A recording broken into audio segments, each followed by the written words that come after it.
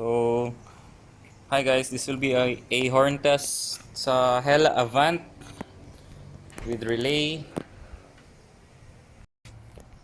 First is hindi naka-start. Ito. Sakit. Lakas. Dalawa lang yan ha, isang pares.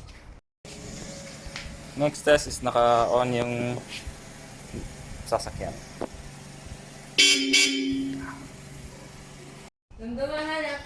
So, baka magtaka kayo guys, saan yung horn ko? Saan? Hindi niyo makita. So, papakita ko sa inyo guys, lalapit tayo. So ayan, yung HELLA Avant pinaitim ko.